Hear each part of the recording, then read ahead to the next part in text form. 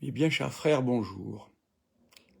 Je viens vers vous ce matin pour vous annoncer tout d'abord que dorénavant, et ceci tous les jours, je vous donnerai aux alentours de 15 heures une vie de saint. Voilà, je suivrai le calendrier des bollandistes, c'est-à-dire qu'il y a pas un seul saint dans la journée, mais il y en a plusieurs par jour. Vous imaginez bien que, vu le nombre de saints qu'il y a dans l'Église catholique, il y a beaucoup de saints.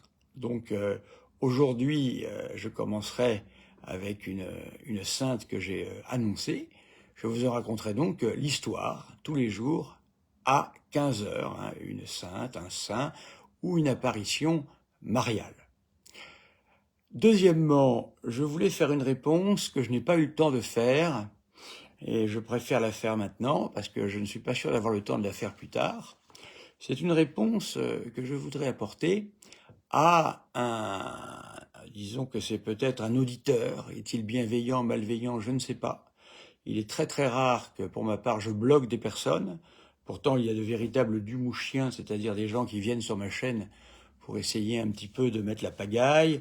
Ainsi, il y a un père toiture qui est en train d'essayer de me dire que je ne prêche pas les mystères lumineux. Voilà, sous la vidéo qui s'intitulait la vidéo sur l'oraison. L'oraison en 4 parties. Alors j'ai répondu à un père toiture, mais il n'a pas l'air d'être tout à fait satisfait. Quand on dit les 150 psaumes, et non pas les 153, puisque les 3 psaumes qui commencent le chapelet ne font pas partie de l'ensemble, c'est une prière d'ouverture en quelque sorte. Eh bien, les 150 psaumes, quand je les replace dans la tradition habituelle de l'Église, représentaient les 150 psaumes. Si on dit les mystères lumineux, ça ne rajoute pas des psaumes, ça ne rajoute pas des Ave Maria, à moins évidemment qu'on dise le rosaire. Tout le monde ne dit pas le rosaire tous les jours, c'est plutôt rare. On peut tout à fait, bien sûr, méditer sur les mystères lumineux, pourquoi pas, mais il ne faut pas, à mon avis, changer le fait que le rosaire est fait et constitué de 150 psaumes, de 150 Ave Maria, qui jadis, et peut-être encore aujourd'hui dans certains monastères, pour ce qu'on appelle les frères convers, remplacent aisément l'office au cœur qu'ils n'ont pas peut-être fait. Voilà, c'est ma réponse à impertoiture, mais à mon avis, c'est impertoiture, qui est un nom assez amusant d'ailleurs. Je pense que il est un peu là, c'est ce qu'on appelle un troll, je crois. Voilà, donc nous verrons son avenir. Réponse peut-être un peu plus sérieuse. J'ai eu une demande d'un auditeur qui s'appelle Ephata, un joli nom aussi. Alors, cet Ephata me dit, je cite ce que dit Ephata, « Il manque beaucoup de choses dans votre enseignement de l'oraison. Merci, les corrections fraternelles sont toujours les bienvenues. Mais faut-il encore que la correction fraternelle soit correcte? Bon, dans le terme, elle l'est là, mais correcte au niveau de la portée. Je vais m'en expliquer. En premier, la vie purgative, deuxième, la vie illuminative, et troisième, la vie unitive. Don Jean de Montléon. Alors, je ne crois pas que ce soit... Est-ce que je ne crois pas? C'est une citation de Jean de Montléon, je crois bien. Voilà. Alors, attendez, qu'est-ce qu'il a raconté d'autre par cet Ephata? Mon père jamais ne viendra à l'idée de... Ah non, il ne me critique pas, donc il faut être bien clair. Voilà, donc c'est une... Là, c'est très agréable, parce qu'en fait, c'est une comment dire, une petite correction fraternelle aimable. Voilà, donc ça, elles sont tout à fait les bienvenues.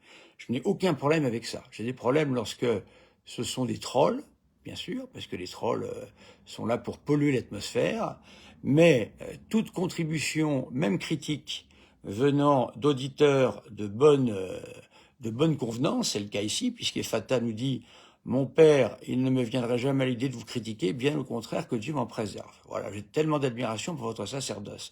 Merci Ephata. Votre commentaire est intéressant. Vous savez que traditionnellement, évidemment, dans l'oraison, il y a ce que dit notre ami Ephata, c'est-à-dire qu'il y a ce que l'on appelle les trois voies. Mais je vais m'expliquer, mon cher Ephata, pourquoi je n'en parle pas. Tout d'abord, nous sommes à la première émission d'une série qui en comporte 4. Donc évidemment, attendons la fin de la 4e partie pour voir ce qui pourrait éventuellement manquer aux vidéos. Je m'adresse ici à un public bien souvent totalement débutant, qui est dans ce qu'on appelle la première conversion. La première conversion, qu'est-ce que c'est? Vous le verrez peut-être en différé, je pense. Vu l'heure, beaucoup le verront en différé. Qu'est-ce que c'est que la première conversion? La première conversion, c'est déjà vivre en état de grâce, sortir du péché mortel. Voilà. Tant que l'on ne sort pas du péché mortel, on ne peut pas commencer à parler de tout ce que vous dites. Je vais pour ce faire vous montrer, alors ça va certainement apparaître à l'envers. Je ne sais pas encore comment faire apparaître à l'endroit des livres. Voilà, c'est un problème. Avec d'autres téléphones, j'y arrive. Avec celui-là, j'ai du mal. Alors, je vais peut-être l'apprendre. Voilà. Il existe un livre de Garrigou-Lagrange, le révérend père Garrigou-Lagrange, un très grand dominicain qui a amené le renouveau dominicain en France. Eh bien, le père Garrigou-Lagrange, qui prêchait beaucoup dans la avant-guerre, 1930, etc., a sorti un livre, voyez-vous. Alors évidemment, ça paraît à l'envers. Je ne sais pas pourquoi. Si un correspondant peut me dire comment fait-on pour mettre les images à l'endroit, je suis preneur. Ce livre, je vais vous le lire, vous me ferez confiance, je pense. Il s'appelle, le titre seul suffit, mon cher ami, mon cher Ephata. La seconde conversion et les 3 voies. Alors, les 3 voies, c'est effectivement ce que nous dit Ephata, à juste raison. Il a tout à fait raison, ça fait partie de la vie de l'oraison. Purgative, vie immunitive et vie unitive. Mais vous voyez ce titre qui est en dessous, plutôt en haut, la seconde conversion. Donc pour l'instant, chers amis, j'essaye déjà de vous faire entrer dans la première conversion. Donc il est trop tôt pour parler de tout ça, vous comprenez? Je ne peux pas maintenant commencer à vous parler des 4e, 5e demeures chez Sainte Thérèse d'Avila, ça ne vous servirait à rien, sinon peut-être à tomber dans un orgueil qui vous fait croire que vous êtes arrivé là où vous n'êtes pas. Donc contentons-nous pour le moment, c'est mon regard de prêtre, ça, Ephata, de nous occuper de la première conversion. C'est-à-dire, êtes-vous en état de grâce, en conscience? Êtes-vous éloigné du péché mortel? Et faites-vous tout pour lutter contre le péché véniel, qui conduit au péché mortel immanquablement, si on ne lutte pas contre lui. C'est comme la poussière. La poussière, si on ne la fait pas régulièrement, elle vient. Voilà. Mon cher Ephata, j'espère avoir bien répondu à votre question. Question fort bien formulée, question pertinente et question très aimable. Voilà. Je ne recule devant aucune critique. Voilà. Je ne suis pas parfait. Je n'ai pas une science infuse. La théologie dogmatique, toutes les théologies la théologie que je brasse, ce sont des domaines complexes. Donc je ne suis pas à l'abri de faire une erreur ou l'autre. Je prendrai toujours très bien des gens qui me rappellent des choses avec le ton de notre ami Ephata, c'est-à-dire avec un ton très agréable. Je n'ai pas de problème à me remettre en cause quand il le faut, aucun problème. J'ai dû dire des bêtises, ça a dû m'arriver peut-être parfois des petites bêtises à mon avis.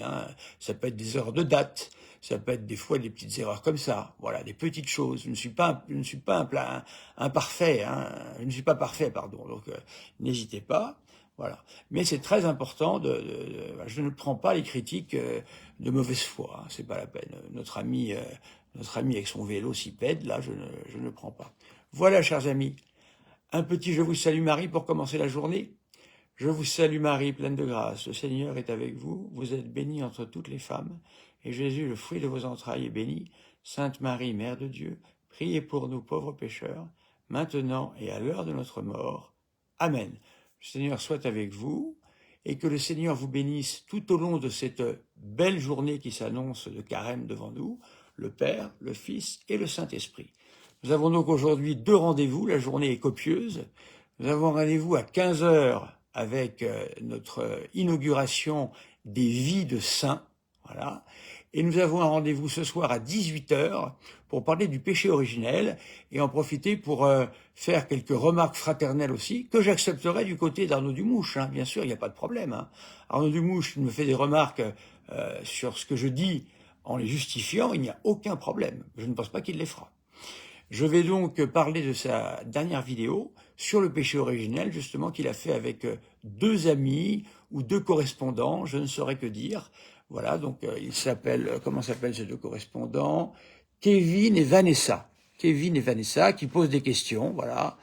Ils ont l'air transis devant Arnaud Dumouche. On va essayer de faire les choses plus simplement, voilà. Mais j'apporterai mon commentaire. J'ai fait une demande officielle à Arnaud Dumouche de pouvoir utiliser la bande sono de ses vidéos. Il me l'a refusé, voilà. Parce qu'il me dit que je risque de tordre les propos qu'il dit. Ben, mon cher Arnaud Dumouche, le meilleur moyen de ne pas tordre vos propos, c'est bien d'utiliser vos bandes sonores. Mais il ne le veut pas. Donc comme il ne l'accepte pas, c'était de bonne guerre à mon avis, mais il ne veut pas. Donc j'utiliserai un minutage. Comme ça vous permettra d'aller vérifier. Voilà, vous voyez, il ne veut pas. C'est comme ça. Chers amis, une bonne journée à tous. C'est peut-être sympathique de pouvoir me retrouver comme ça au long de la journée à des petits moments surprises aussi. Voilà, vient qui veut, hein, mais le matin, ça peut être bien de commencer avec le bon Dieu. Bonne journée, chers amis, à 15h pour ceux qui peuvent, en différé peut-être, j'espère, et à 18h pour ceux qui peuvent aussi, ou en différé. N'oubliez jamais de partager au maximum ce que je fais. Ces travaux ne sont pas pour moi. J'assume l'entière gratuité de tout ce que je fais et ce que je dis. Il n'y a aucune étiquette PayPal nulle part, je ne demande rien du tout. Voilà, donc c'est vraiment un travail gratuit hein, pour le bon Dieu que je fais ici. Bonne journée à tous, chers amis. Et j'espère avoir répondu à notre ami Efata.